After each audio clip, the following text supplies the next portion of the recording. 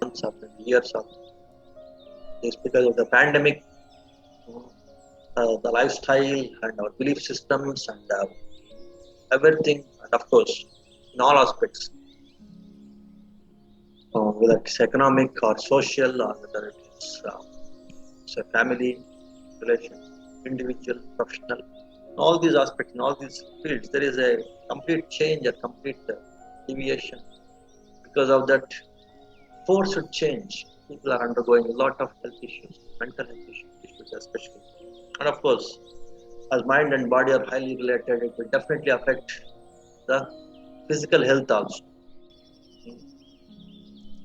So, understanding these mental health issues and knowing the causes for these mental disorders or mental illnesses or mental health issues, and how authoritatively to apply these mindfulness techniques to fix these mental health issues. This is very, very crucial as far as my understanding.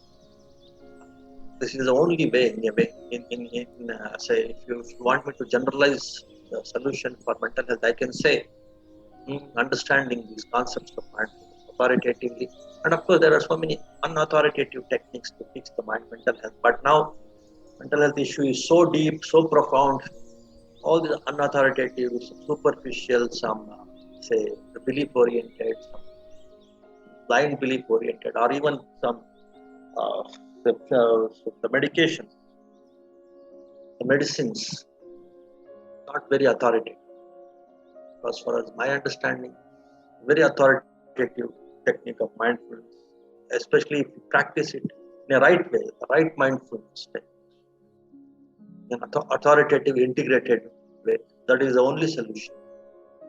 Just like Buddha say assures, this is the only way to achieve nirvana, and also of course he mentions this is the only way to fix your soka, parideva, dukkha, domanas, all this stress, distress, lamentation, worry, grief, tension in the mind. All these things can be authoritatively fixed.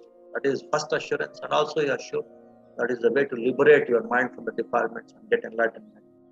So if these two assurances are given, at least the first one you should practice. You should look into the first one, how these mental health issues can be handled by this mindfulness techniques, and that should motivate you, inspire you to understand mindfulness authoritatively and practice authoritatively. So that is the idea of today's Dhammata. Now, coming to what is this mental health and what are the different kinds of mental health issues, what are the main cause for these mental health issues that we should see, then we will appreciate uh, the concept of mindfulness in tackling this, in handling this.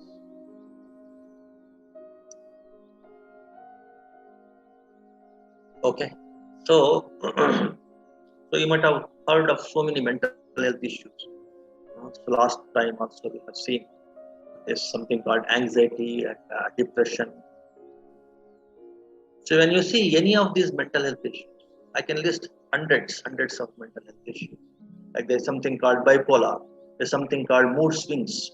The mood is highly positive, highly motivated, highly enthusiastic. Sometimes the mood, sometimes it is opposite, completely depressed, completely say say it is like it is stepped back, uh, and it is dull, it is boring.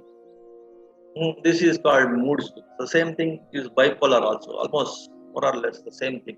Of course, these scientists, these psychologists, and the doctors, they try to give so many names, so many kinds of mental health issues.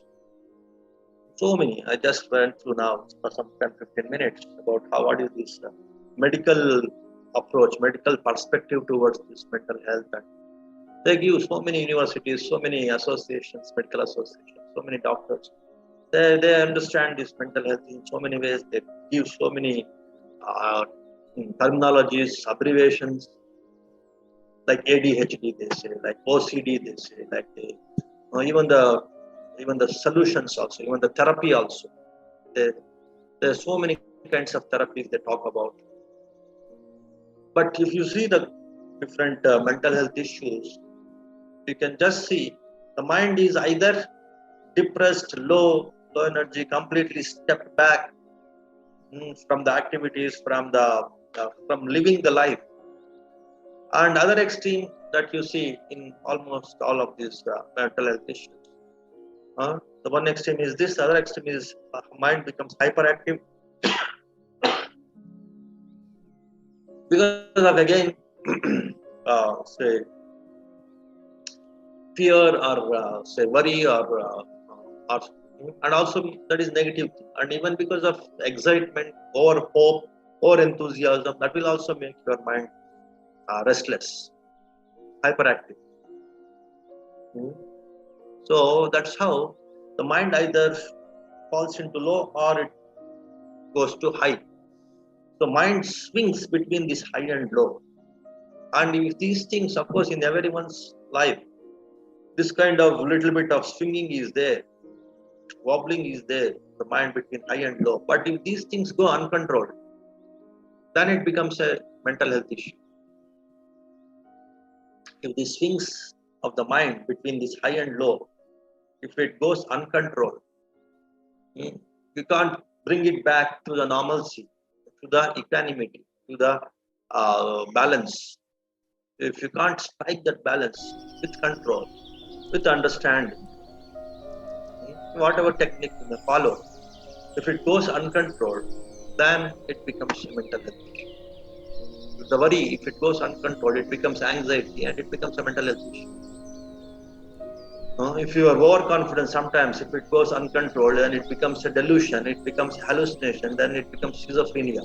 That's one kind of issue, one kind of schizophrenia. That way, if some of these feelings or say thoughts, thought processes, or emotions, whether they make you dull, whether they take you to high levels, enthusiastic or to high energy levels, consciously, if you go high, if you fall into low, it's okay. But if it becomes unconscious, if it becomes uncontrolled, then it becomes a mental health issue. Then it becomes mental disorder. Then it becomes mental illness.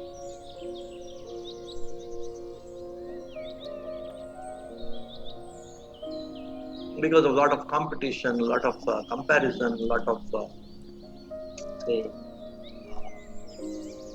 force we are putting to show ourselves to development, in the name of development, or in the name of success, in the name of achievement. So uncontrolledness is going on in individuals' ability to handle the mind. They are not in a position to handle the mind because of competition, because of inner push that we are giving to our mind, also the push that we are getting from the outside. So, of course, those things we will see, but this is the main reason. So, what is the main reason? If these lows and highs in the mind, if they go uncontrolled, then it ends up in all these different kinds of mental health issues, even many kinds of autism also, because of this kind of uncontrolledness, which comes again because of our defilements, our ambition, our comparison, our jealousy. So, in that way, you'll understand the different mindfulness techniques. Also, other techniques other than mindfulness, if you practice them, it will have an impact on your mindfulness, and thereby you can fix the mental health. So they can't be classified under mindfulness. But if you practice the other techniques, automatically your mindfulness levels will increase.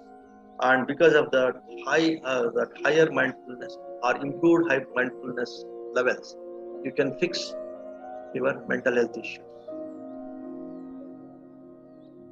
Automatically your mindfulness levels will increase.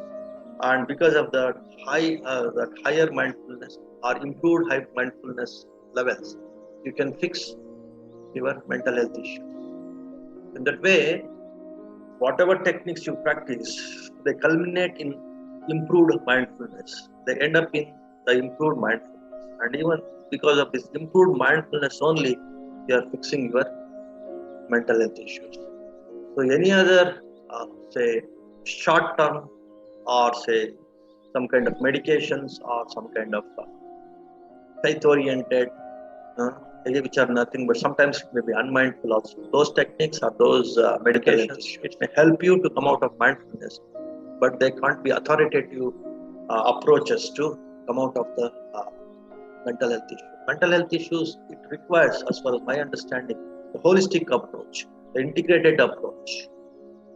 If you do some hodgepodge, say medication or hodgepodge approach, or some kind of half-hearted or some kind of temporary uh, approach to handle these mental health issues, then maybe for some time you feel like the mind may go to the other extreme. If it is very anxious, it may become dull for some time. That's all. Then you feel that anxiety has gone. But other extreme, other problem has started. Other mental health problem has started. So in that way, of course, so if you mindfully again skillfully balance with these medications, but that is only partial.